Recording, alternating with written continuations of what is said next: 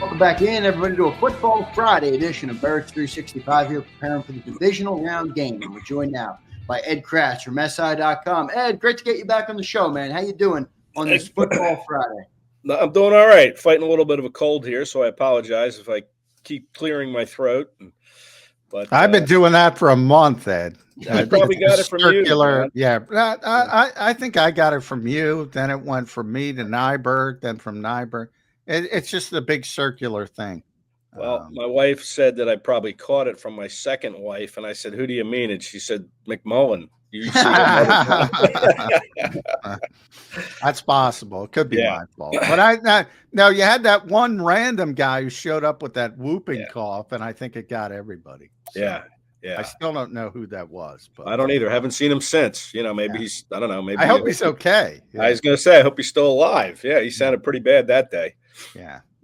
Glad you're feeling a little bit better, even though if the voice isn't there yet. We got a big game to get to this weekend. First time, it was what it was, and the Eagles kind of bullied the LA Rams around. Any reason to think it's going to go a different way this time around? I don't know. Was there a draft held between November 24th and now where they got new players? Because, listen, they are playing better. To say they are playing better. They were playing well when the Eagles saw them. They had won 4 or 5, and the Eagles went to Southern California and just, out-physicaled them. And I don't see why that would change. They're the more physical team. The Rams' front, I think, is a little undersized. And, this offensive line is, you better bring your lunch pail because it's going to be a long game playing against these guys. Jared Verse has already put himself a little bit behind the 8 ball by saying he hates Eagles fans. And, that's not good coming into Philly. I don't know why he would say something. He's a great rookie. I think he's going to win Defensive Rookie of the Year. But that's what's called an unforced error. You're already going to have a bad day. They're already going to be all over you. And now you just amp it up. Yeah. I don't know what he was thinking there, but he's a rookie, He's still a rookie, even 17 games, 18 games into the season. And he was my preseason pick to win Defensive Rookie of the Year. Oh, there we go. That's a nice pick by you. Yeah, I just think he's really athletic. He's quick. He does a lot. Saw the fumble return for a touchdown against the Vikings. But listen, he hasn't had a sack since November 11th. He's only got 4.5 sacks. I know he gets a lot of pressure, and that counts. Crap load of pressure. Yeah, but listen, he's got the 4.5 sacks. Hasn't had one since November, and is he going to get one against Lane Johnson or Jordan Mailata? Maybe, but he didn't the last time. So, I just like this matchup with the Eagles' offensive line. I think that. Well, plus the Eagles don't throw it, Ed. They're only going to drop back 20, 25 times. So, there's not going to be a lot of opportunities either. Well, Ed, let me ask you, because I haven't talked to you in a little bit. So, I'm just curious on your thought process on how this team has kind of evolved over the season, right? They came out of the bye week and they unlocked this insane running attack. And, every action has unintended consequences. And they don't have much of a passing game right now, or at least it hasn't been a prominent part of the way they've won a lot of football games. What's your take on it? You good with it? You want to see more from it? Where is Ed Kracz on the whole Eagles offense discussion? Yeah, listen, I think it's an efficient passing game. It doesn't have to come out and put up 350 yards. You have Saquon Barkley. He's the best running back in the league this year. So, I think coming out of the bye week, they identified that as right. And Lane Johnson talked about this, is that they said, we got to run the ball, and they've done that. And they've limited Jalen Hurts' passing to, I don't think he's had over 30 attempts in a game. Since the bye week. Maybe he had one game in there where he threw for 30, but I can't recall it. But, I like it. I think it's efficient. You don't have to throw it. Look what he did against the Packers. Everybody wants to give him a hard time there, and it didn't look pretty. It wasn't pretty. He missed some throws. There wasn't guys open. But he still threw for 2 touchdowns, and more importantly, he didn't turn football over. Jordan Love throws 3 interceptions. Someone else throws 4 interceptions. His name's escaping me. Justin Herbert. He throws 4 picks in his playoff game. Jordan Love has 3 picks. Baker Mayfield, costly fumble inside the 20-yard line against the Commanders that kind of gives Washington a free touchdown there. So, you play turnover-free football in the playoffs, chances are you're going to be in the game and you're going to win more than you lose, obviously. So I like the passing game where it's at. I mean, it's efficient. You still have the two of the best receivers in football with Brown and Hurts. But, if this game is played in clean conditions, which means no snow, which I don't think is going to happen, the Eagles might have to score some points, and they might have to turn to that passing game. And they've done that when they've needed to. They're explosive when they can, when they want to be. I mean, Jalen Hurts is very accurate on these deep throws to AJ and Devontae, and he can do that if necessary. So I don't have a problem where this offense is, to be honest with you. It's efficient, and it's playing clean football, no turnovers. All right, I'm going to play a little devil's advocate here because I've heard a lot of that, and I get criticized for pointing the passing game isn't exactly lighting up the scoreboard. I think the total was 121 yards against the Packers. Nick Sirianni came out, the head coach of the Philadelphia Eagles, came out after the game, and this is rare for Nick Sirianni. He generally makes excuses, and he said flat out, "What did you think of the offense?" was the question. As an offense, we struggled a little bit. I don't think we had the game that we wanted to have on offense. And he was specifically, obviously, talking about the passing part of it. And then you fast forward to Kellen Moore earlier this week. Flat out said passing offense wasn't where we needed to be. If these guys are saying it, why isn't anybody listening? Well, I mean, go back and look at some of the receivers that weren't open on some of those throws that Hurts had. I mean, is that Hurts' fault? Is that Kellen Moore's fault? I mean, you have an offensive coordinator who's preparing for 3 interviews before kickoff on Sunday. Yeah. He's gone to the Saints. That gets blown out of proportion. But I mean, listen, he's got an interview with the Saints, the Jags, and the Cowboys. He's got to fit them all in. And these interviews are typically like 2-3 hours long. So, we'll see if that becomes a factor. I don't think it's that overblown. I think there's something to the distraction. Look at the Super Bowl. Jonathan Gannon gets blamed for a defense because, that failed against the Chiefs in the Super Bowl because he was, chatting it up with the Cardinals, and the Cardinals got docked the draft pick. But I don't think that's overblown. I think you can stretch yourself a little too thin sometimes and maybe lose track of, you're not keeping the main thing, as Jalen Hurts likes to tell us. Keep your you are where your feet are, whatever that one is. Yeah, but that's I'll weird. tell you what, what made it look worse, Ed, because I'm more with John on this actually, where I don't want to make an excuse if Kellen Moore interview, and there's 32 jobs. I mean, that's what the NFL does. You got to live with it. But what Cliff Kingsbury decided to do is certainly going to raise some eyebrows for the people of Philadelphia. Cliff has declined to interview with anybody until after the Commanders' run. So they could have had Cliff Kingsbury. Yeah, I don't know. Maybe that changes up with the way people think about this. Listen, there's something to be said for that. I don't know why the NFL allows this. I mean, I get it. You need to fill these coaching openings as quickly as possible so you can start, planning in your off season. But they really shouldn't distract from from any coach interviewing during the playoffs. They should wait until their season's over. You know why I don't blame coaches, Ed?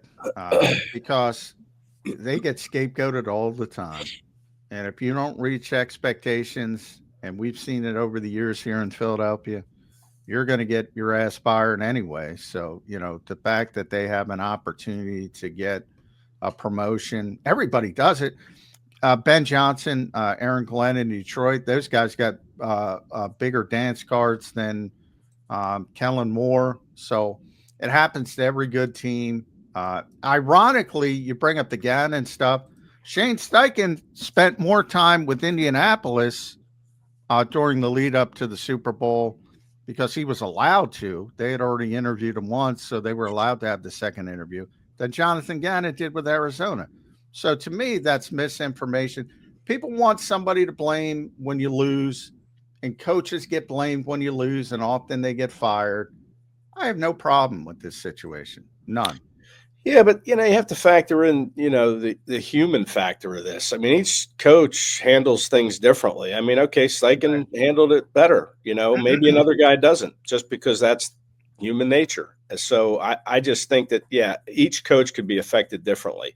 It doesn't mean because one guy did it that he was preparing for the Super Bowl and talking to the Colts doesn't mean another guy can do the same thing. So I just don't like it. I mean, I don't like Ben Johnson interviewing. I don't like Aaron Glenn interviewing. I think the NFL should just wait until their seasons are over before they allow these guys to interview. And teams, hey, that's the penalty you have to pay for hiring a bad coach in the first place where you feel you need to fire him. So I don't like it one bit, not just with the Eagles, but any team. I just think it's a big distraction that they don't need to have at this point in the season. Well, I would think the counter to that would be teams aren't going to wait. So you're putting guys in a penalty situation for going further. The Ben Johnsons of the world, the Kellen Moores, the Aaron Glenns, for being on a good team, for having a good team, you're penalizing them. There's a few teams that will wait and be patient and wait for those guys. Because remember, they can't hire. The Dallas Cowboys can't hire Kellen Moore until the Eagles lose. They might not lose. That might be deep into February by that point. Well, so what? So be it. These coaches, if they get skipped because they have good teams and penalized, they still have a good job. They're still coming back to a winning situation, and their turn will eventually come. So that's a good flip side, but I just think it's just a big distraction that the NFL has created that is unnecessary. I'll agree with both of you, but I'll say is don't be mad at Kellen for taking an opportunity. No. I mean, don't be. But he will get blamed. If he will not be. If they lose, like if you don't like the process, that's fine. I'm cool with that. But blame the league or the team because the Eagles kind of went this route where they're a little bit of a revolving door. Obviously, they thought Nick was going to be a play calling head coach, and you wouldn't have this issue as much. So, I would just say don't be mad at Kellen for taking the opportunity. No. But where I think you're right is that there's a human element where not only are the interviews 2-3 hours, they're not just 2-3 hours. You're probably preparing for the interviews. You're probably spending time, doing stuff like that. So, but again, I don't want to make an excuse out of it, Ed. We got a playoff game to win, and I don't give a shit who Kellen Moore's interviewing with. We got to go handle business. By the way, just real quick, you can only be interviewed for a time frame, and that they changed that, and it is I think it's 2 hours. It might be 3, but it's somewhere in that range. The Eagles helped fuel that rule because the Eagles would interview people for 7-8 hours, and they said this is ridiculous. Yeah.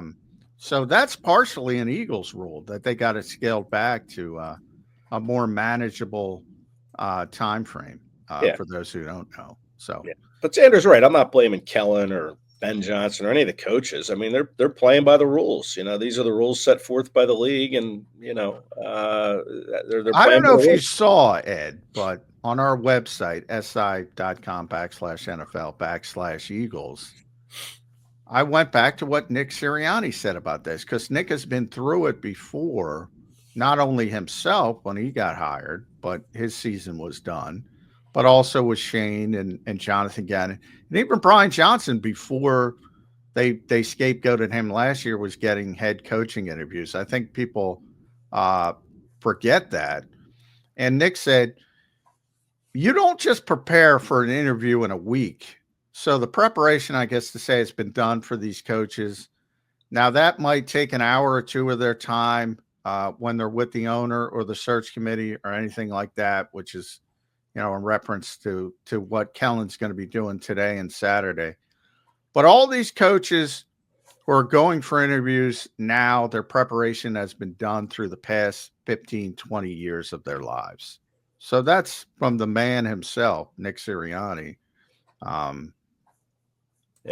Take it for what it's worth, but I agree. But Zander's right too, is you have to prepare. You have to know the other team's roster. You can't go into an interview cold and not know another team's roster. So there is preparation that goes into it, and that's done during the course of the week. You don't know what coaching openings are going to be out there, so you have to look at the roster. You have to kind of formulate a plan, what you're going to do. You have to look at the draft picks you're going to have. What's your plan in the draft?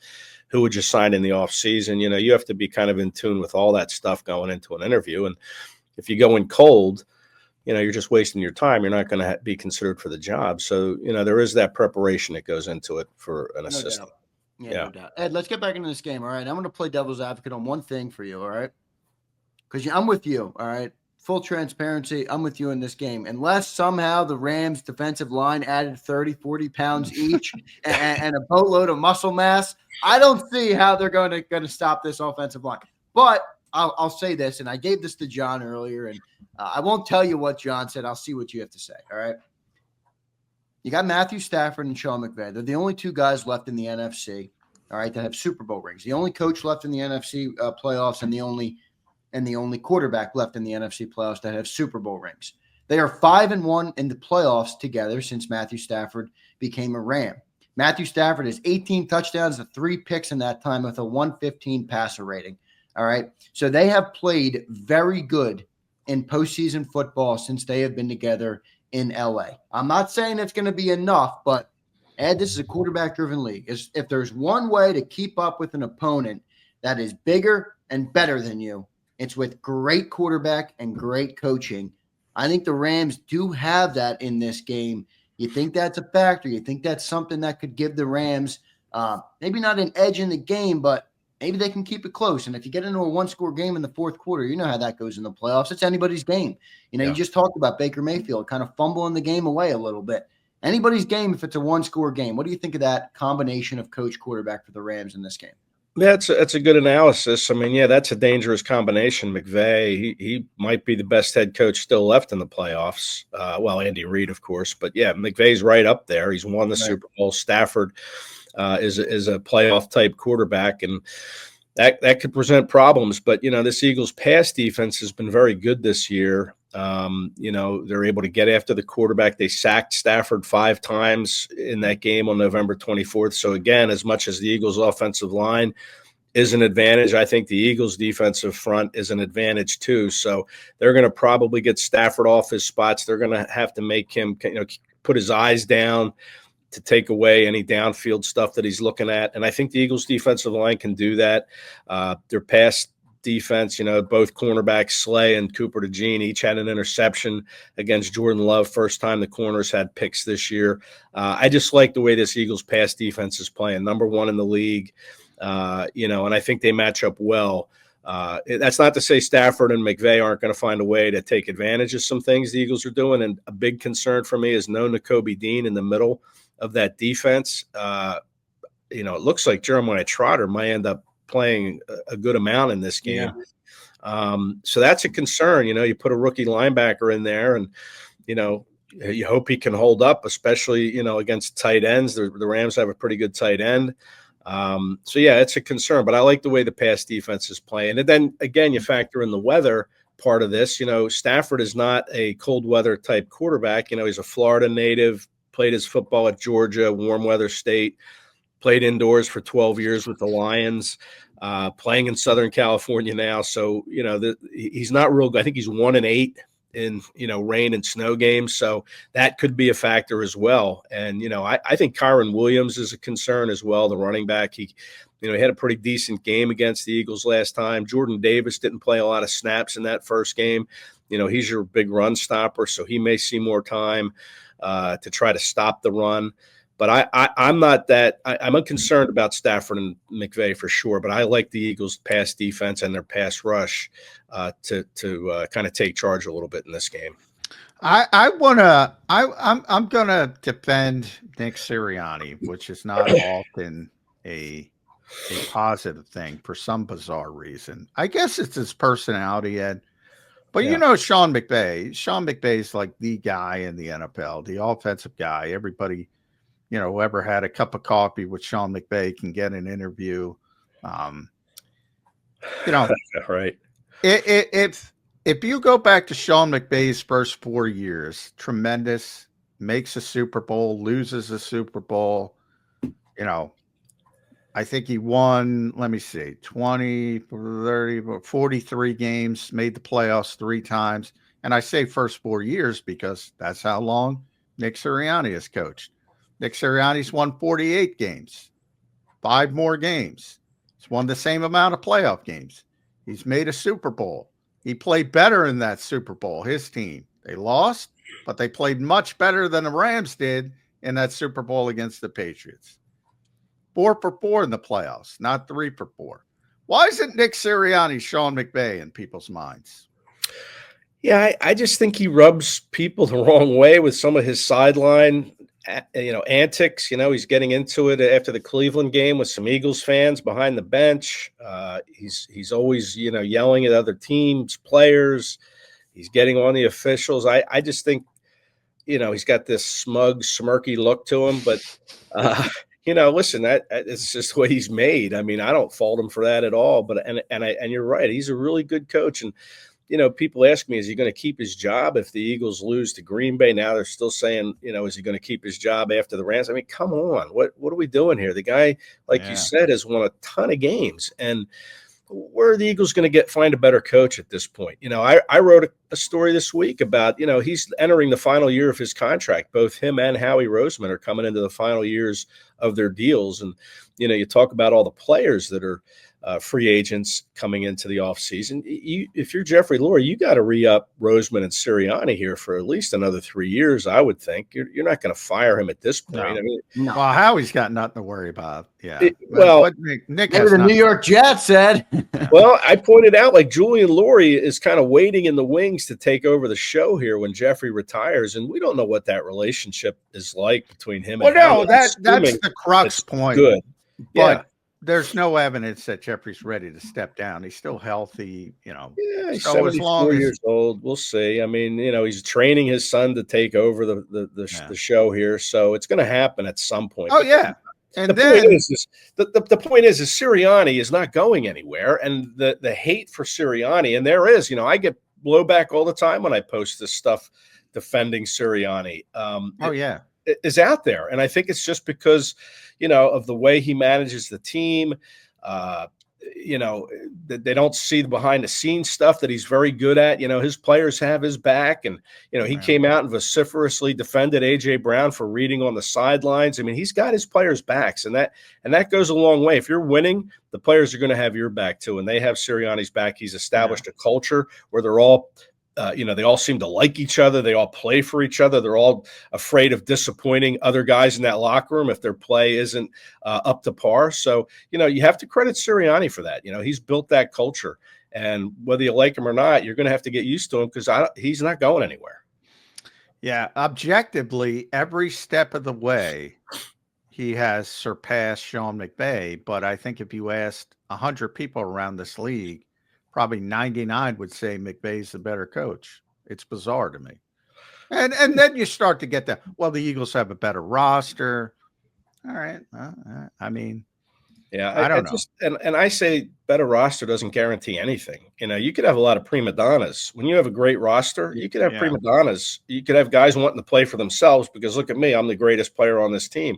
But Sirianni doesn't allow for that. I think you have to do even maybe a better job of coaching with a talented roster because you have to make sure everybody's pulling from the same end of the rope. It's cliche, I know, but it's true.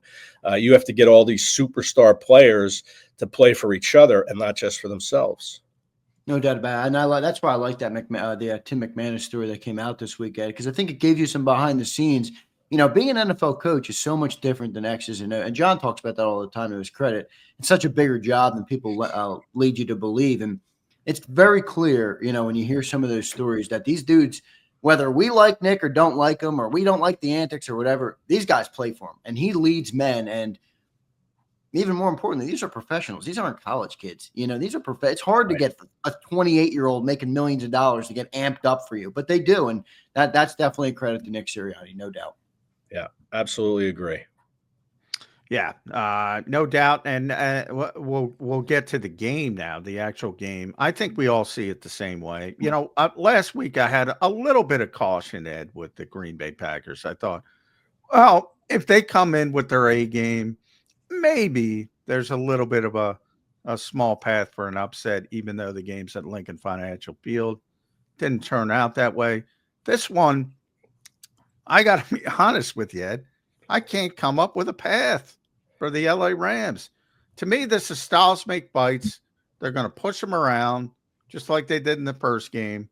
If anything, it's worse because that was in the pristine environment of SoFi Stadium, as you mentioned. You got the cold, little bit of snow.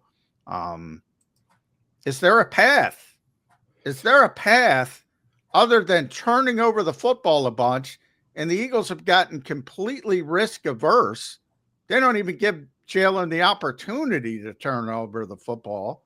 Is there even a path for the LA Rams to win this game?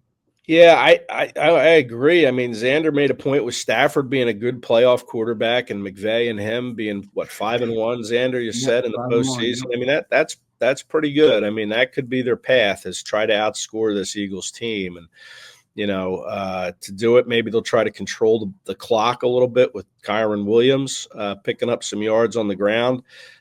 Josh Jacobs hurt the Eagles a little bit with some of his runs, especially in the second half.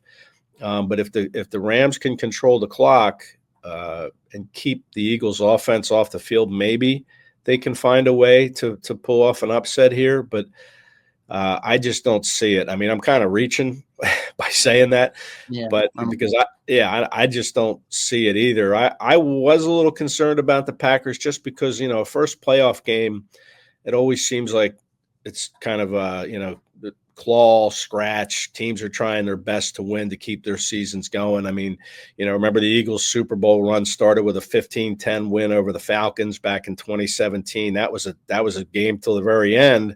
Yeah. So I thought it would be something along those lines, a one-score game, and it was a game for a while. But I just never felt like the Packers were kind of in it. Once things started to go. Neither did I. You didn't get a feel in the stadium. It's like, ooh, yeah. It just seemed like a matter of time before the Eagles would, put their foot on their necks and, push down. And, that's kind of what they did. And I think they'll do that to the Rams. I think playing at home is a huge advantage for the Eagles. And I don't see a path either. I think the Eagles probably win this game. It could be close, but I think it's going to be kind of a 2-score type game like it was with the Packers. And the Eagles will be in the NFC Championship game against maybe the Commanders. Maybe they'll be back at the Link in 2 weeks. Oh, man. I would love that. Yeah, I mean, listen, there's something about this Commanders team that, I'm really in on. I mean, this Jaden Daniels, you gotta really make sure you have a lead on this kid because he'll find a way at the end to beat you. I love Jaden Daniels. I've talked him up. I've said what a great year, but I think it ends and that's he's turned that franchise around. Yeah. We had a commenter made a great comment. The deep state's not going to be happy on Monday because you have the Trump inauguration and the Commanders are going to lose. So the people in DC are not going to be happy. I'm not ready to say the Commanders are going to lose. I'm not ready to say that. I would love to see an Eagles Commanders. Well, I'm with you. I want to stay home, so I don't want to go to Romulus. Yeah, I would just like to see it for the third time. I mean, I like both the first two games, and the third time would be a lot of fun. So, and I like watching Daniels play. Oh, he's fun. Yeah, yeah. I'll be tuned in Saturday night to that one. The shame is this Eagles game's at 3, and we're going to probably miss the Ravens and the Bills game. Because we'll be working, but I'm not complaining. I'm just saying. At Kracz at Kracz, make sure you follow Ed on the X platform, si.com/NFL/Eagles. Make sure you read him there. Does a tremendous job covering this team. 2 final ones from me. One, the less important one, we need your score prediction. The more important one, greatest takeaway from Japan. I told you, I got to go with the toilets, right? We should all go to Japanese way with the toilets. The toilets are pretty space age, I'll tell you that. You walk into a public restroom anywhere at a rest stop along the road, and out of the corner of your eye, you see the seat automatically raise, and the sit down urinals, like they'll just go up automatically as you walk by. They're all motion detectors, so they lift the seat for you, which is weird. You wonder what's going on over there, and then you realize, the seat's going up. But there are a lot of takeaways from Japan. Tokyo, clean, quiet. You don't hear horns honking like New York City or sirens blaring every few seconds. Very polite. Yeah, very polite. Very polite, very clean, no homeless. It was really eye-opening. But what was the other point? Score of the game. Not as important. I'm very focused on the third world freaking toilets in this country versus what Japan is doing. Yes, John. Yeah, I was in a Japan dream there. I was in a Japan haze. But yeah, the score I'm going to say, I'm going to go. I think the Eagles are going to hit 30 points. I think they're going to win this game. You know, with 30 the weather, Ed. You like 30 with the weather? I like Barkley in the weather, man. Okay, You know, you know, he's going to probably get his. Again, he had 255 yards rushing, 302 yards total offense. He's the ultimate weapon in a weather game, and I think the Eagles will find a way to hit 30. So I'm going to go 30-21 Eagles in this game. I like it. Good score there by Ed Kracz. Ed, I got one other question for you before we let you go. All right. Yeah. I want you to pick an MVP for the Eagles of this game, and it cannot be Saquon Barkley, okay? Because that's the easy answer. He got for 255. Nick Gates. MVP of the Eagles in this game outside of Saquon Barkley. Yeah, goodness, I would probably go on the defensive side of the ball. You know, gosh, there could be plenty of guys on the defensive side. I think Nolan Smith, man, that guy is rolling. Ed, that's who I was thinking. He's rolling, man. He's playing with a lot of confidence. 2 sacks against Jordan Love. Jordan Love had only been sacked 14 times coming into that game in 15 games. Right. So that is not an easy thing to do. And Vic Fangio is finding ways to get him into the backfield to disrupt. I mean, it's not just Nolan Smith, but I think Fangio is finding ways to unlock what he can do. And I'm going to say Nolan Smith is going to make life a little tough on Matt Stafford. And I'm going to go Nolan Smith as my defensive, or as my MVP of the game. Yeah. I love it. I love how about Jeremiah Trotter Jr.?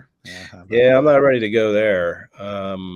You know, now Nakobe injury, we should talk. I haven't talked about it as much. That's a big injury.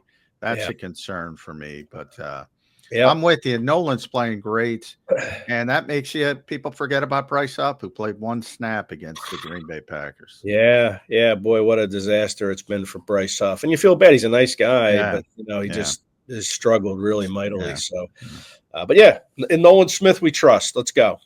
Yeah, I love it, Ed. Ed, thanks for joining, man. Make sure you guys follow Ed at Kratzy on X. Read all his work at SI.com. Truly one of the best in the business, and we're so pumped we got him back on the show today before the playoff game. Ed, thanks for doing it, man. We'll talk to you again soon. Thanks, buddy. Thanks, the boys held up. Well done. Thanks. I'm going to go blow my nose now. All right, see you, Ed. Good stuff there from Ed Kracz here on Birds 365. Great stuff from Ed. I truly love talking to Ed. He's one of my favorite guests, Johnny Mac. I love when we get Ed Kracz up. He's always good for a good story, a little bit of positivity. So good stuff there by Ed Kracz. We appreciate him checking in on the show. I want to thank everybody again for being here this morning.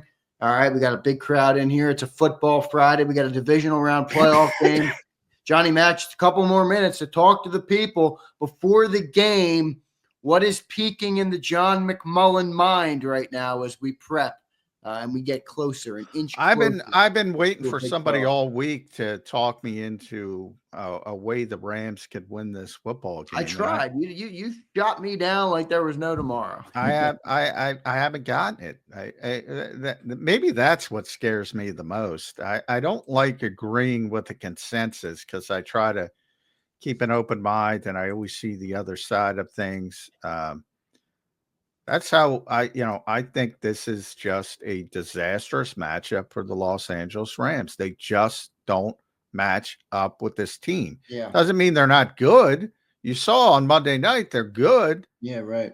But what they do well is mitigated by what the Eagles do well. To an almost scary degree in the fact that their defensive front is tremendous, but they don't match up well against this offensive line to the point Lane Johnson couldn't even contain it when people are asking him about the Vikings game. And he said, well, we ain't the Vikings, basically. Yeah. I mean, there's a big freaking difference between that offensive line and this offense. In other words, don't disrespect me like that because I'm not the fucking Minnesota Vikings. Pretty much. And good shit, Lane Johnson. I love it. Now part of it, as I said, we probably have he knows how good Christian Darrisaw is, but Christian Darrisaw wasn't playing. So, it shifted things pretty dramatically. The point, I think, Jared Verse had, I don't know, 8 pressures, whatever the hell he had. He ain't getting 8 pressures. I mean, so, Kyron Williams, I'm a little bit concerned about because he's a good player. I think Philadelphia fans underrate him more they have this week for the most part from what I've heard. But he does fumble, and that's what happened in the first game. I do think there's an opportunity for the Rams to get started because that's one thing I think Sean McVay does well. He's very good with the scripted stuff early. And then I said he gets very repetitive later in the game. But early, he tends to have a really good plan. And if you remember the first game, he went right down the field. The Rams went right down the field, and they were in the red zone, and then Kyron Williams fumbled. Right. And it really changed the flow of the game. So I think the best case scenario for the Rams is to take the football first, whether the Eagles win the toss and defer, which they will, or if they win the toss, they should take the football and try to shorten this game. Okay. Try to get that 7-0 lead, and maybe you can get it to the fourth quarter where a ball, a wrong ball bouncing one way or the other can get you over the top. I think that's the Rams' path if they have a path. If they get behind early, Katie, bar the door. Eagles are going to blow them out. Johnny Mac, your score prediction. I think it's going to be a pretty easy. I wouldn't say easy. I'm going to go 27-16 Eagles. All right. 27-16 J Mac's score prediction. All right. Maybe that's a late score. Maybe it's 20-16. Right. Okay. Saquon breaks it one late after they wear them down. Because I do think, part of the problem I have with the Eagles right now is they don't play to score a lot of points, and I don't like that. Sometimes they do, right? But they don't play that way. No, they don't. You're right. And the only, I mean, there's no doubt about it. If they have a comfortable lead, they're not going to put that many points. I mean, look at the Packers game. They had 22 points in the game, and it never felt like they were in danger of losing it. All right, John, I'm going to ask you the same question. Then we'll let you go. I'll give my score prediction too before you leave real quick. MVP of the game can't be Saquon Barkley. Who do you got? Jalen Carter. Jalen Carter. All right. Carter. So Ed Kracz went Nolan Smith. You're going Jalen Carter. I like it. I absolutely love it. And I'm going to give you my MVP of the game as well. And I'm going to piss a couple people off in the chat with it. All right. Here we go. This is my score prediction, Johnny Mac.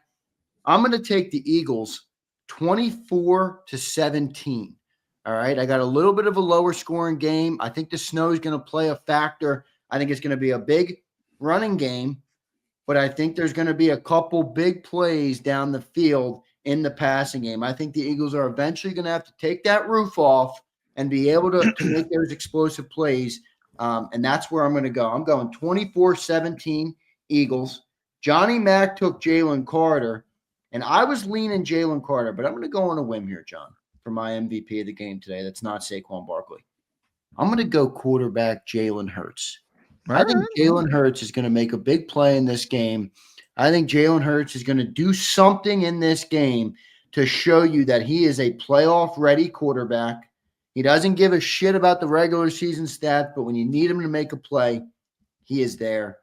I'm going Jalen Hurts as the MVP, and I'm going 24-17 Eagles. That's going to be my prediction for the game. Well, the quarterback is never a bad choice because if you win a game, they're the most impactful, important people on the field. So, well, I just feel like we've gotten into a season too, where how many games has Jalen Hurts been the MVP of this team this year? Not many, not enough. Which I don't is even part of the know. reason. Has it been one? I think you could Pittsburgh. Certainly. I'll give him Pittsburgh. Yep, Certainly. I'll give him Pittsburgh. I'll give him Pittsburgh for sure. Earlier in the season, I mean, as crazy as it sounds, maybe Green Bay. Even though he turned it over, he also made a shitload of big plays. But, it's hard to argue for a lot of games. But certainly Pittsburgh, I would say, would be the one that – and I'd have to go through each game. But haven't been a lot of them, which is part of the problem. He hasn't had his best season, and I'll piss people off as I leave. Yeah. All right, Johnny Mac, thank you for doing it, brother. I got a couple super chats I still want to read off. to the people. Can't let them go. But great show today, man. I thought you were great. I thought Ed Kracz was great as always. And we had another excellent show. I think it was a great week of shows to prepare everybody for a big divisional round playoff game. I feel confident, John, that our listeners will be the most educated Eagles fans as they enter this divisional game, which that means we did our job well. So well done by you, brother. Travel safe today, going down to the NovaCare. Anything on the agenda that's worth mentioning, just to walk through today? Normal Friday practice, yeah. It'll be at Lincoln Financial Field. Last practice of the week. They'll have a walkthrough tomorrow, and then game day. So typical Friday. Good stuff there, Johnny Mac. All right, John, be safe out there. There's some snow on the road outside, so make sure you're safe, brother. And we will talk to you Sunday for the pregame show. Looking forward to that. Thank you, brother. All right, thanks, everybody. Enjoy the weekend of football. Yes, sir. All right, there's John McMullen here on Birds 365. I love listening to John McMullen talk about football. All right, that was a great week of shows for us here on Birds 365.